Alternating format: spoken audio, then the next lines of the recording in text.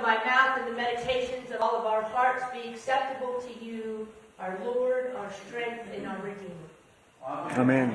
Please be seated. And if I could have the young people come forward this morning.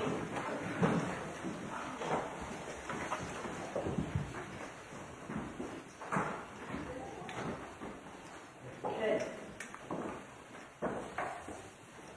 Is this good? Good morning. Good morning. How's everybody? You good? Okay. We got a girl up here this morning, don't we? Yeah. So I have some questions for you, and I'm hoping that you all can help me out, okay? Do you know who made you? The Lord made you. That's right. That's right. The Lord made you. He did. Yep. And when He made you, He was very excited. And that's when He got your mom and your dad together. And in the concept of love, they helped God and they created you. And before they knew you, God knew you. God knew you when you were inside your mom. And God was talking to you. Do you remember talking to Him? It was a long time ago. You do? Yeah. Okay. Yeah. Why don't you come up here so maybe we can see that? There, how's that? Yeah, okay. Good. And so God was talking to you, and you were talking to God. That's what we call prayer, when we talk to God and God talks back to us. And then all of a sudden, you were here in the world, and everyone was very excited. Your grandma and your grandpa and your parents, and it was a very exciting time. But you know what? In today's lesson from Jeremiah, when God is talking to Jeremiah, He said, you know what? I knew you before you were born. And I knew you when you were in your mom's womb. And not only did I know you and that I created you, but I have given you some very special talents. And my hope is that you're going to use those talents because I need your help. So what kind of talents do you think that you have?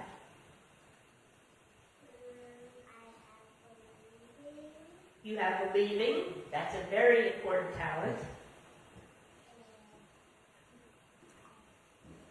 You like sports. Okay. Okay. So you can run. Can you run pretty good? Okay. And you're good at ballet. Okay. Very nice. And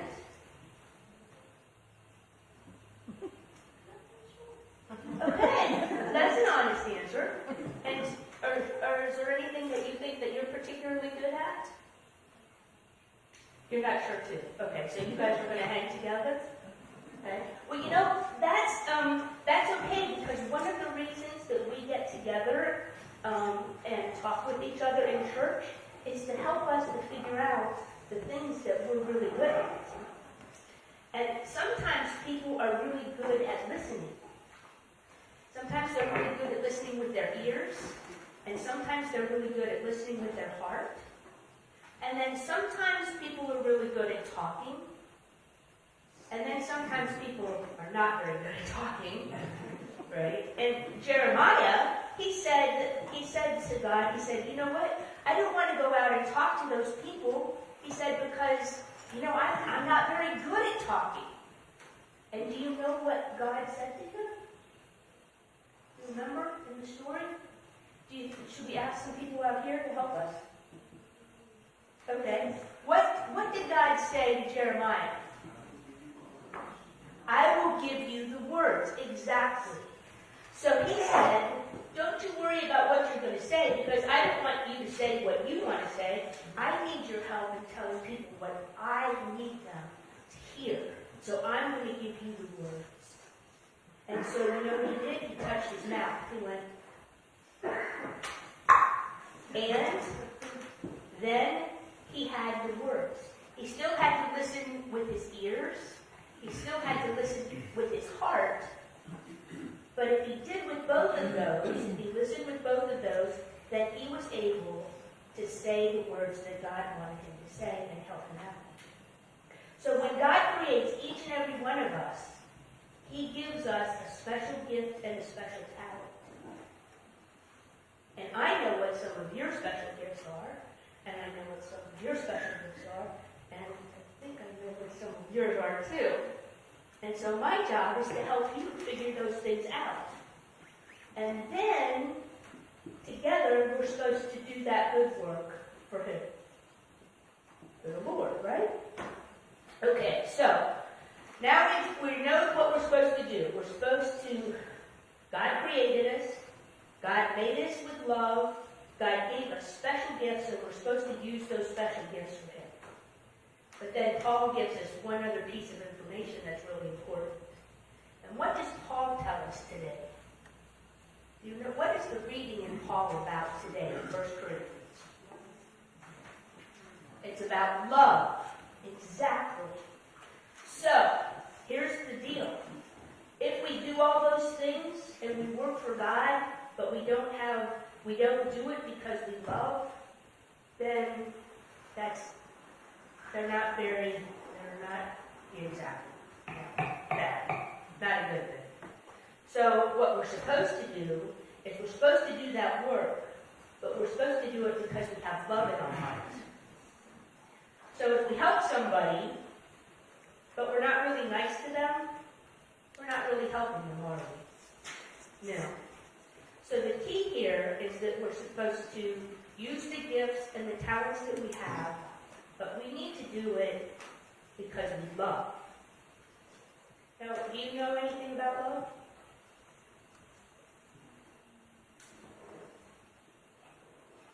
Who do you love? Yeah, you love your dad and your mom. Yep. Yeah. Yeah. And maybe your grandparents. It's been a tough week, hasn't it? Yeah. Exactly. And who do you love? Yeah. Who else? Thank you, Alan, too. And you love your friends? Yeah. And what about you? Yeah. And yeah.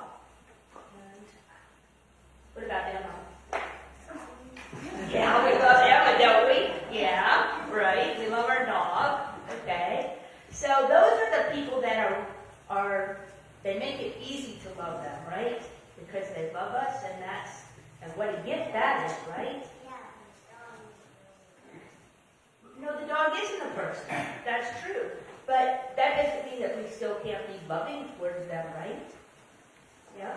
Because we need to be loving towards animals and all of God's creation. We need to take good care of it, right? Because these are the things that God's given us. So one of the things that we have to do is we have to decide that love isn't an emotion. Love is a choice. Which they don't tell you that in school. No, they tell you that in the School of Hard Knocks is where they tell you that. Yeah. So love is a choice that we make. And we have to be loving and kind and considerate and compassionate. We're not rude or boastful. We're not, all of those things, those aren't loving. But the other things are loving.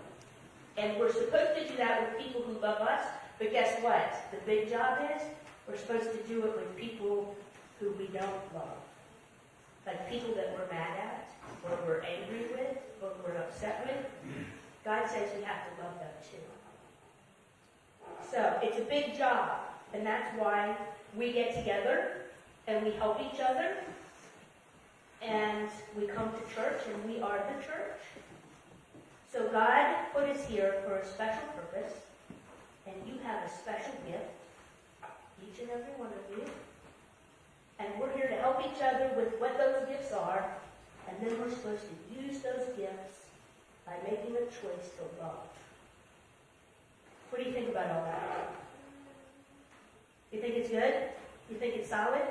Okay. Can you help me tell that to other people? Okay, high five. Thank you for your help. Thank you for your help.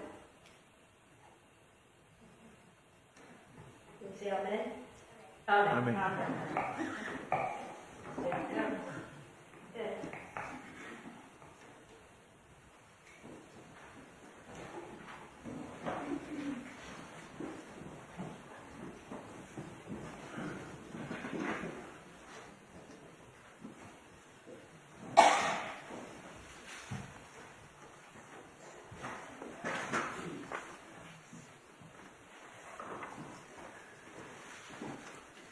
Let's turn to page 358, and together let us confess our faith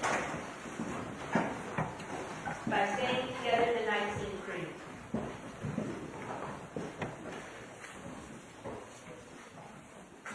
We Believe in one God, the Father Almighty, maker of heaven and earth, among those seen and unseen. We believe in one Lord Jesus Christ, the only Son of God, eternal God the Father, God from God, light from light, true God from true God, begotten not made, of one being with the Father. Through him all things were made. For us and our salvation, he came down from heaven. By the power of the Holy Spirit, he became incarnate from the Virgin Mary and was made man. For our sake he was crucified under Pontius Pilate. He suffered death and was buried. Third day he rose again. In accordance with the Scriptures, he ascended into heaven and is seated at the right hand of the Father. He will come again in glory to judge the living and the dead. His kingdom will have no end. We believe in the Holy Spirit, the Lord, the giver of life, who proceeds from the Father and the Son. With the Father and Son is worshipped and glorified. He has spoken through the prophets. We believe in one holy Catholic and Apostolic Church. We acknowledge one baptism for the forgiveness of sins. We look for the resurrection of the dead and the life of the world to come. Amen.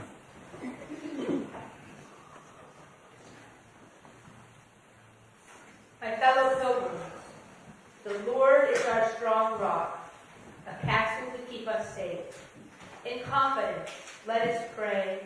In you, O Lord, have we taken refuge. Let us never be ashamed. Increase our love, O God. Deliver your church from boastfulness and arrogance. Fill us instead with patience and kindness. We pray for the Lutheran, Anglican, Roman Catholic, and United Methodist dioceses, synods, and conferences in Virginia and their bishops. We pray especially for St. David's Island and St. Mary's Arlington.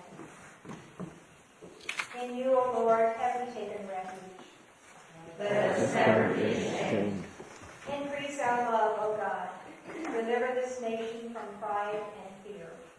Give us eyes to see your hand at work in all nations and peoples. God bless the world. In you, O Lord, have we taken refuge. Let us never be ashamed. Increase our love, O God. Let it not be limited only to other human beings, but spread to all that you have made. I invite you to add your thanksgivings at this time. In you, O Lord, have we taken refuge. Let us never be ashamed. Increase our love, O God. May we seek and serve Christ in our neighbors, in family, in friends, and in strangers. In you, O Lord, have we taken refuge. Let us never be ashamed. Increase our love, O God. By the power of your great love, heal those who are ill. Strengthen those who are struggling to endure great pain.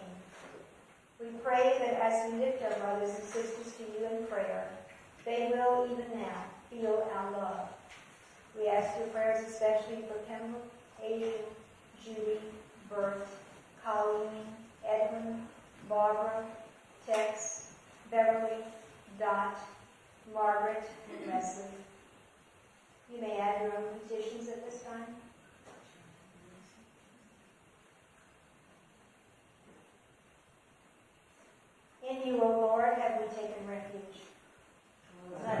never be ashamed. Increase our trust in your love, O God. May those who have died find in your presence everlasting and overwhelming love. In you, O Lord, have we taken refuge. Let us never be ashamed. The world now has the means to end extreme poverty. We pray we will have the will. O Lord, your mercy endures forever. Hear the prayers of your people and grant us the strength and courage to walk in your ways all the days of our lives. In the name of Jesus we pray. Amen. Amen.